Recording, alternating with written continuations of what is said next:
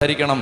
പ്രാർത്ഥിക്കാൻ അമ്മേ നീ പഠിച്ചാൽ, മുട്ടുകുത്താൻ അപ്പാ നീ പഠിച്ചാൽ, ഉപവസിക്കാൻ നിന്റെ കുടുംബത്തിന് ഒരു പരിശീലനം കിട്ടിയാൽ, പാതിരാത്രികളിൽ ഉണർന്നിരുന്ന് കൈവരിക്കാൻ ദൈവാത്മാവ് നിനക്ക് കൃപ തന്നാൽ, എന്റെ പ്രിയപ്പെട്ട മകനെ മകളെ, നിന്റെ കുടുംബത്തിന്റെ കെട്ടഴിയും. ചൊല്ലി പറഞ്ഞേ ഹല്ലേലൂയാ. എളുപ്പ വഴിയിൽ ക്രിയ ചെയ്യാമെന്ന് ആരും വിചാരിക്കരുത്. ഇത് യുദ്ധമാണ്. യുദ്ധം. ഈ യുദ്ധത്തിന് ദൈവം പറഞ്ഞ ആയുധങ്ങൾ എടുക്കണം.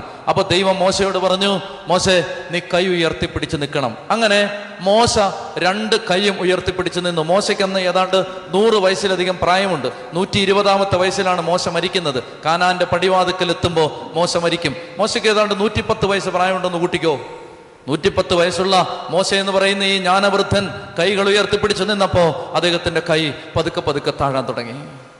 എത്ര ഉയർത്തിപ്പിടിച്ചിട്ടും അല്പനേരം കഴിയുമ്പോൾ ശരീരത്തിന്റെ സ്വാഭാവിക തളർച്ചയുടെ ഫലമെന്നോണം ഈ കൈകൾ താഴാൻ തുടങ്ങി.